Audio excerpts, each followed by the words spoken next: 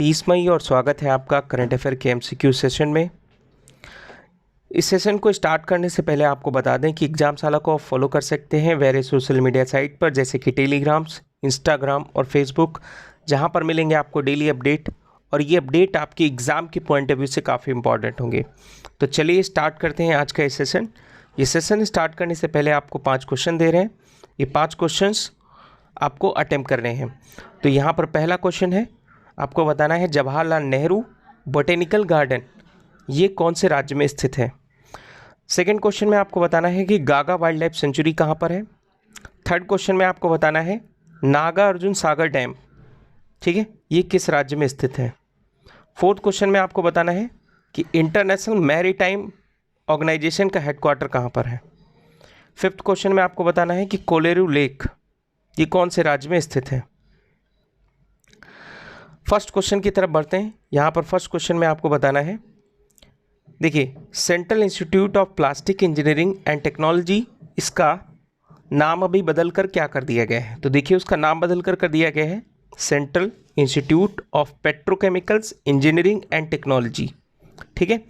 आपको बता दें ये बॉडी जो है केमिकल्स एंड फर्टिलाइजर मिनिस्ट्री के अंतर्गत आती थी, केमिकल एंड फर्टिलाइजर मिनिस्ट्री के अंतर्गत, जिसका नाम अभी बदलकर क्या कर दिया गया है, बदलकर कर दिया गया है central institute of petrochemicals engineering and technology. देखिए, इस बॉडी का जो निर्माण हुआ था वो किस लिए हुआ था। इसका बॉडी का निर्माण 1968 में हुआ था। और इसका निर्माण इसलिए हुआ था कि ये टेक्नोलॉजी सपोर्ट दे और प्लस जो पेट्रोकेमिकल सेक्टर्स हैं इन क्षेत्रों में रिसर्च कर सके, ठीक है। तो इसका प्राइमरी ऑब्जेक्टिव था। अब इसका नाम बदलकर कर दिया गया है central institute of petrochemicals engineering and technology. तो ये चीज़ याद रखना है आपको। बढ़ते हैं सेकंड क्वेश्चन पर। सेकंड क्वेश्चन में आपको बताना है कि अभी हाल ही में किस देश ने अपना एक अनमैन्ड एरियल व्हीकल बनाया है जो पूरी तरीके से लेजर वेपन्स से इक्विप्ड होगा।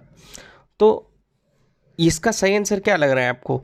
देखिए, इसका सही आंसर क्या है, यूएसए ने क्या किया है, अभी हाल ही में अपना एक लेज़र वेपन्स सिस्टम डेमोन्स्ट्रेटर बनाया है जो पूरी तरीके से लेज़र वेपन्स पर इक्विप्ड होगा। तो ये चीज़ें याद रखना है आपको, ठीक है। आगे बढ़ते हैं हम लोग यानी क्वेश्चन नंबर थर्ड पर। क्वेश्चन नंबर थर्ड में आपको बताना है कि नेवी के द्वारा अभी हाल ही में एक पीपी किट बनाई गई है और ये पीपी किट पूरी तरीके से ब्रीथेबल फैब्रिक मटेरियल से बनी है, यानी जो सांस लेने में काफ़ी कंफर्टेबल होगी और हेल्थ वर्कर्स के लिए काफ़ी कंफर्टेबल होगी। तो उसका नाम आपको बताना है, यानी जो किट बनाई गई है। देखिए, उसका नाम रखा गया है, यहाँ पर नाम रखा गया है नवरक्षक, यानी ऑप्शन डी। ये चीज़ याद रखना है आपको। बढ़ते हैं यानी फोर्थ क्वेश्चन पर। फोर्थ क्वेश्चन में आपको बताना है कि अभी हाल ही में विश्व की 25वीं रैंकिंग की एक टेनिस स्टार है जिनका नाम है जेमी हैम्पटन। और जेमी हैम्पटन ने अभी हाल ही में 30 साल की एज में ही रिटायरमेंट लेने की घोषणा की है। तो वो कौन से कंट्री से बिलोंग करती हैं, ये चीज़ आपको बताना है। तो देखिए, इसका सही आंसर क्या है, इसका सही आंसर है यानी यूएस, ठीक है। तो यूएस की टेनिस स्टार जिनका नाम जेमी हैम्पटन था, ये चीज़ याद रखना है कि नाम से वगैरह से क्वेश्चंस बहुत ज़्यादा आते हैं, ठीक है।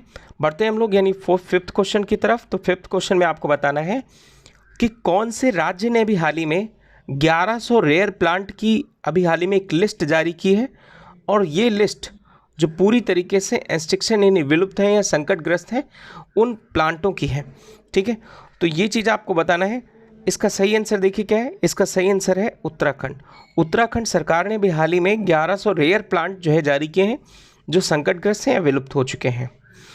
अगले क्वेश्चन पर बढ़ते हैं। अच्छा, इस क्वेश्चन में आप बताइएगा कि अभी हाल ही में कौन सा इंस्टीट्यूट है जो प्लांट या फिर एनिमल्स की लिस्ट को इंडेंजर इंस्टिक्ट वगैरह में रखता है। तो इसको ज़रा कमेंट सेक्शन में मेंशन करिएगा। आगे बढ़ते हैं यानी क्वेश्चन नंबर 6 की तरफ।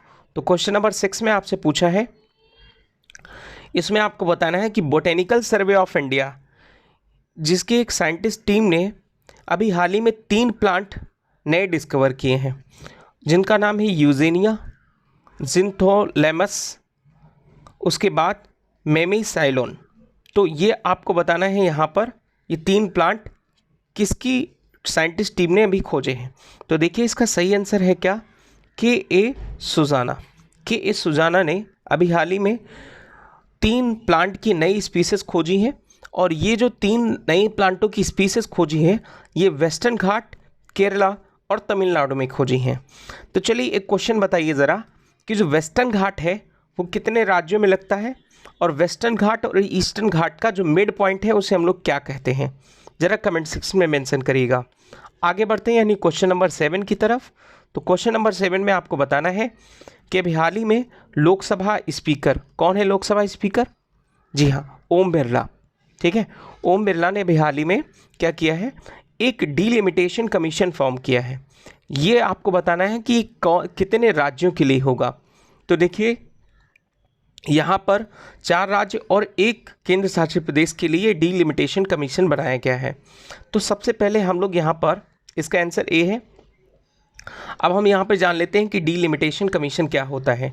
तो देखिए डीलिमिटेशन कमीशन ऐसा होता है जो अभी प्रेजेंट टाइम पर जो कॉन्स्टिट्यूंसी हैं यानी लोकसभा क्षेत्र हैं, जो प्रेजेंट टाइम पर लोकसभा क्षेत्र हैं, उन लोकसभा क्षेत्रों की जो संख्या है यानी जो कॉन्स्टिट्यूंसी है उनका एरिया बढ़ाया जाए। क्या बढ़ाया जाए? उनका एरिया बढ़ाया जाए। तो एरिया को किस तरीके से एक्सपेंड किया जाए, ये होता है डीलिमिटेशंस। ठीक है, क्योंकि जनसंख्या बढ़ रही है तो एरिया को कैसे बदलाव किया जाए, उसमें किस तरीके से चेंजेस किए जाए, इसके लिए डीलिमिटेशन कमीशन बनाया जाता है। तो ज़रा कमेंट सेक्शन में बताइएगा कि प्रेजेंट टाइम पर अभी तक यानी आज़ाद भारत के बाद कितने डीलिमिटेशन कमीशन बन चुके हैं, ज़रा ये कमेंट सेक्शन में मेंशन करिएगा। बढ़ते हैं यानी क्वेश्चन नंबर 8 की तरफ। तो क्वेश्चन नंबर 8 में आपको बताना है कि जो एक इंस्टीट्यूट है जिसका नाम है एफएसडीसी का फुल फॉर्म क्या होता है, ये आपको बताना है। बहुत ही आसान सा क्वेश्चन है। तो देखिए इसका सही आंसर है financial stability and development council. ये अभी चर्चा में क्यों है, तो चलिए बता देते हैं। अभी चर्चा में इसलिए है कि 22nd मीटिंग हुई है इसके भी हाल ही में, जिसको चेयर किया है किसने? फाइनेंस मिनिस्टर ने। तो ये अब थोड़ी सी इस बॉडी के बारे में हम बता दें। देखिए एफएसडीसी एक ऐसी बॉडी है जो एक एग्जीक्यूटिव बॉडी है, स्टैच्यूटरी नहीं, एग्जीक्यूटिव बॉडी है, जिसका सेटअप किया गया था 2010 में। ठीक है, 2010 में ये बॉडी सेटअप हुई थी। इसका काम क्या होता है? देखिए इसका काम ये होता है कि जो हमारे जितने भी इंस्टीट्यूशन हैं उनको किस तरीके से मेंटेन रखा जाए, हमारी फाइनेंशियल स्टेबिलिटी को कैसे मेंटेन रखा जाए, और इंस्टीट्यूशन के बीच में इंटर रेगुलेटरी जो कोऑर्डिनेशन है उसको बनाए रखा जाए। तो ये चीज़ याद रखना है आपको। अच्छा, जब भी इसकी जो मीटिंग होती है तो उसको मीटिंग को कौन चेयर करता है, तो ये चीज़ याद रखना है आपको।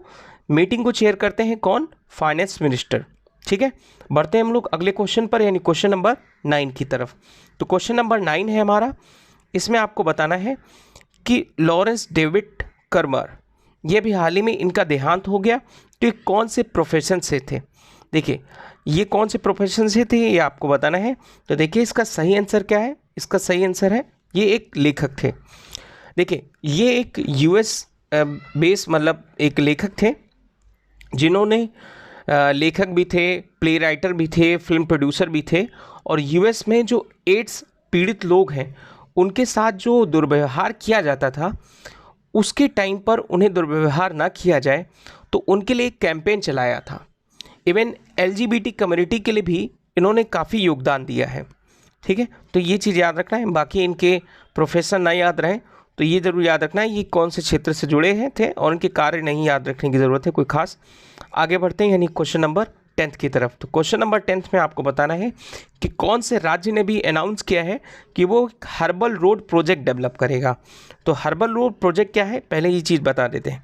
देखो मान लो कोई हाईवे है, तो हाईवे के दोनों तरफ यानी कुछ ऐसे प्लांट लगाए जाएंगे जो हमारे इम्यून सिस्टम को बढ़ावा दें, इवन साथ साथ में हमारे लिए काफ़ी ज़रूरतमंद हो। तो जैसे आपने सुना होगा नीम है, पीपल है, जो काफ़ी ज़्यादा ऑक्सीजन देते हैं और औषधि के रूप में भी आते हैं, अश्वगंधा है, जेट्रोफा है। तो इन सभी प्लांटों को हाईवे के किनारे लगाया जाएगा। ये इस इनिशिएटिव किसने लिया है, तो ये इनिशिएटिव लिया है उत्तर प्रदेश सरकार ने। तो ये चीज़ याद रखना है आपको। आगे बढ़ते हैं यानी क्वेश्चन नंबर 11 की तरफ। तो क्वेश्चन नंबर 11 में आपको बताना है कि अभी हाल ही में किसने यूनाइटेड नेशन का मिलिट्री जेंडर एडवोकेट अवार्ड जीता है 2019 का। तो देखिए इसका सही जवाब क्या है, इसका सही जवाब है मेजर सुमन गवानी। तो मेजर सुमन गवानी ने अभी हाल ही में यूनाइटेड नेशन का मिलिट्री जेंडर एडवोकेट खिताब जीता है। चलिए अब इसके बारे में थोड़ा सा हम आपको बता देते हैं कि इन्होंने ये खिताब क्यों जीता है। तो यूनाइटेड नेशन की एक पीस कीपिंग फोर्स होती है, जिसको मैंने कल बताया था आपको, जिसकी स्टार्टिंग 1948 में की गई थी। तो उस पीस कीपिंग फोर्स में इन्हें अहम योगदान देने के लिए ये अवार्ड दिया जाता है हर साल। तो जो अवार्ड दिया गया है मेजर सुमन गवानी, और इनके साथ साथ में ब्राज़ील के एक नेवी ऑफिसर हैं, नेवी ऑफिसर, उनका नाम है मैंटेरिनियो डी कॉस्ट्रो ओर्जो। याद रखना, यहाँ पर लिखे दे रहा हूँ, कार्ला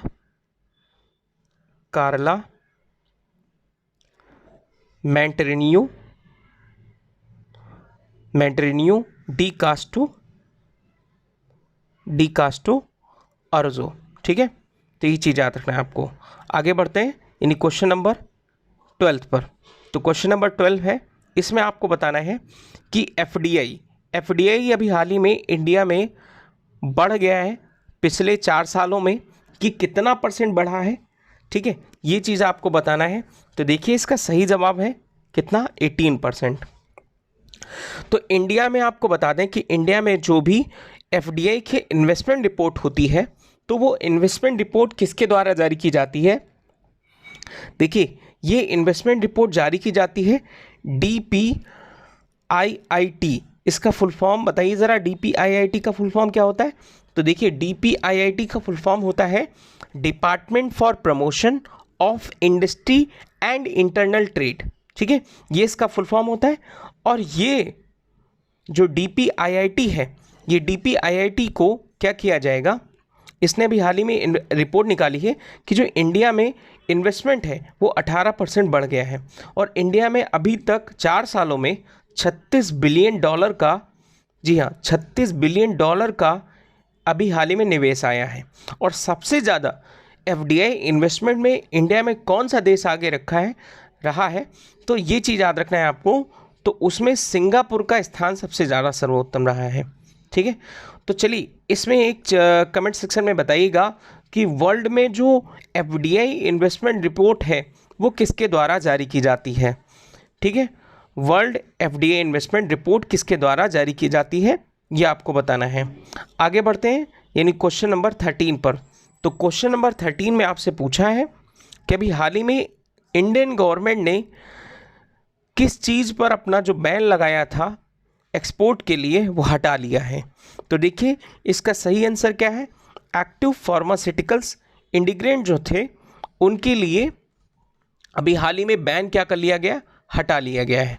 ये एक्टिव फार्मास्यूटिकल्स इंडिग्रेंट क्या थे इसकी बात कर लेते हैं। देखिए जो कोविड-19 चल रहा है, इस कोविड-19 में आपने सुना होगा कि जो पैरासीटामॉल है और इंडिया की एक जो दवा है जिसका नाम है हाइड्रोक्सीक्लोरोक्विन। ठीक है, तो ये बहुत ज़्यादा कारगर साबित हुई है। तो इस पर जो बैन है वो पूरी तरीके से क्या कर लिया गया, हटा लिया गया है, इसलिए चर्चा में है, तो इसको याद रखना है आपको। आगे बढ़ते हैं यानी क्वेश्चन नंबर 14 की तरफ।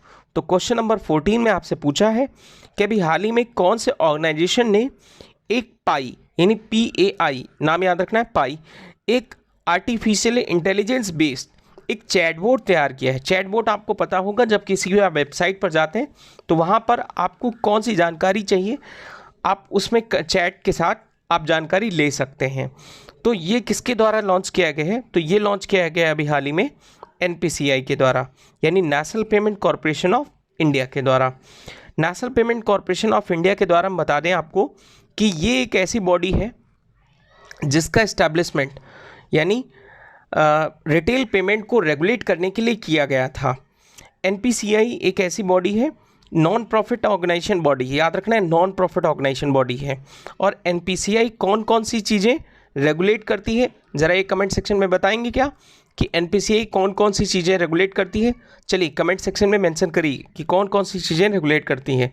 बढ़ते हैं हम लोग अगले क्वेश्चन पर यानी क्वेश्चन नंबर 15 पर।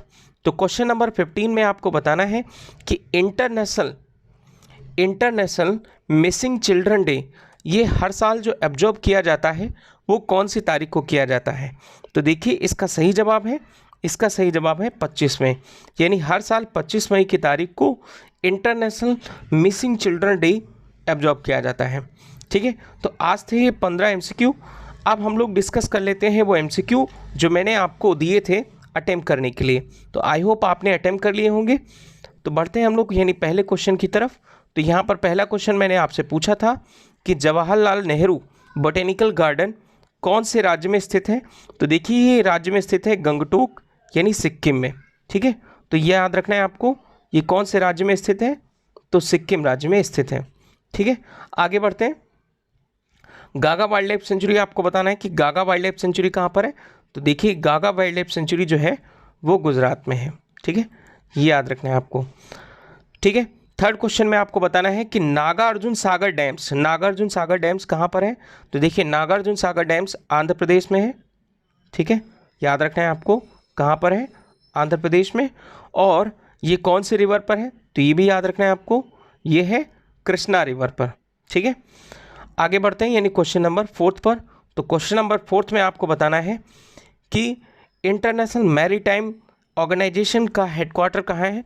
तो देखिए इसका हेडक्वार्टर होता है कहाँ पे? लंदन में। ठीक है, याद रखना है। कोलेरू लेक, लास्ट में आपसे क्वेश्चन पूछा था कि कोलेरू लेक कहाँ पर है? तो ये भी जो है कोलेरू लेक हमारा कहाँ पर है? आंध्र प्रदेश में। ये चीज़ याद रखना है आपको। ठीक है, तो आज के इस कमेंट सेक्शन में इतना ही, आज की इस वीडियो में इतना ही। अब हम लोग देखेंगे अगले सेशन में क्या है।